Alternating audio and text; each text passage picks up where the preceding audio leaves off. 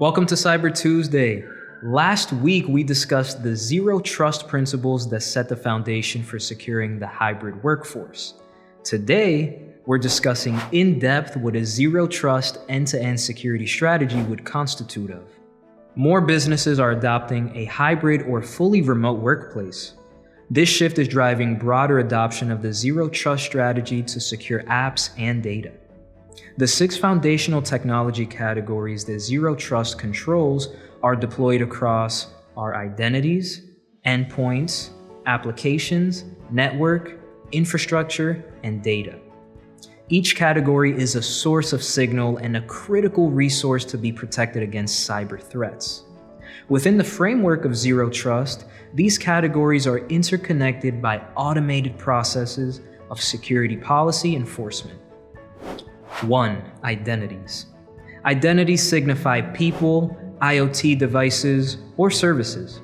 If an identity is attempting to access a resource, that identity needs to be verified with strong authentication and must be confirmed the access is compliant as well as typical for that identity.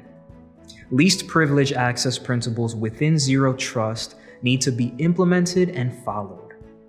Identity attacks are mostly related to passwords, so updating and enhancing passwords can help security. However, the most secure and productive authentication process is completely eliminating the need for passwords through passwordless protection methods such as MFA, biometrics, authenticator apps, etc.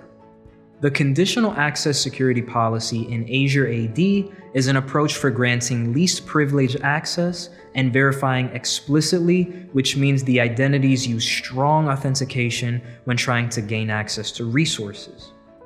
Administrators utilize conditional access to enforce additional requirements whenever needed to grant access to a user trying to access apps and resources. 2. Endpoints. After the authentication process, an identity is granted access, and data can now flow to different endpoints, such as on-premises workloads, IoT devices, smartphones, at-home devices, partner-managed devices, and cloud-hosted servers. The availability of diverse endpoints creates a large-scale attack surface, so monitoring and enforcing device compliance and health is a good way to ensure access security.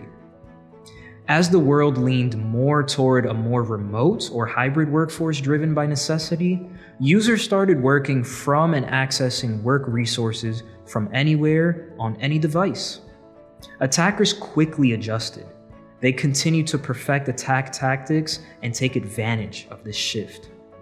Organizations are facing challenges enabling end users access to digital resources that in the past required VPN or on-premise access, and pondering the risk of users unintentionally installing malware while using personal devices for non-work reasons.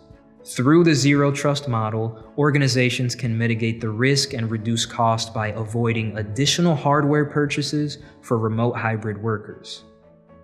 It is essential to make sure extensive and continuous verification of device and user identity runs seamlessly without hampering productivity and securing access to resources. 3. Applications. Applications serve as the interface through which data is consumed. Apps may be on premises, on the cloud, or modern software as a service. Apply controls to ensure correct in-app permissions. Utilize real-time analytics to gate access and monitor abnormal behavior. Identities, apps, and services are becoming heavily reliant on VPNs and firewalls to help restrict access because of the shift to remote work.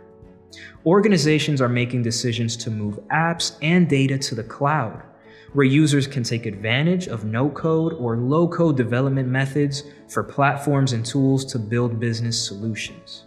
Deploy correct policies and track cloud resources to ensure appropriate controls for modern solutions. 4. Network. Migration to the cloud continues to increase, and many organizations are operating in fully remote or hybrid work environments. Since all data is accessed through network infrastructure despite remote or on-premises, network controls serve as critical defenses to increase visibility and defend against cyber attackers. Zero Trust encourages organizations to assume that security incidents can happen at any moment and prepares them to have a landscape where the blast radius of such an incident will be minimized. When designing a layout, networks should be segmented to ensure end-to-end encryption, real-time threat protection, monitoring, and analytics. 5. Infrastructure. Whether on-premises or cloud-based virtual machines, infrastructure is a major threat vector. Logging and monitoring are used to detect and automatically block risky behavior and take mitigating actions.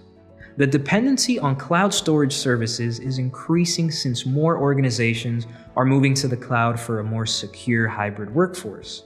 To manage access to their cloud storage, organizations need to have effective threat protection and mitigation strategies in place. Microsoft's Azure Defender includes cloud storage and analytics into security perimeter and provides mitigation of threats for data storage. 6. Data. Data protection is the ultimate goal of security teams.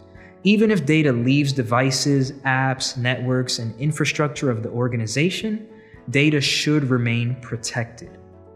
Data classification and labeling can provide context for encrypting, minimizing access to, controlling the flow of, or deleting sensitive information when no longer useful. Digital transformation is allowing for an increase in data growth.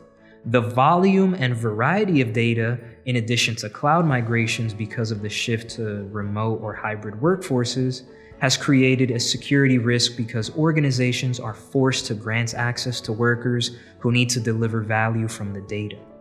Organizations that can effectively manage the flow of sensitive data as part of the business operations make reducing exposure and managing risk easier for data security and compliance teams.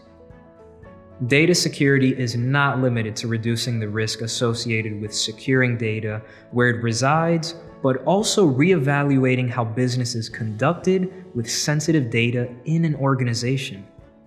This helps ensure the appropriate storage, access, and flow of sensitive data while maintaining control over data lifecycle and organization. Adhering to data governance and security policies, organizations can advance their apps and infrastructures and be more productive. By going the extra mile to implement security policies, your data is more protected, allowing for more efficient and productive growth.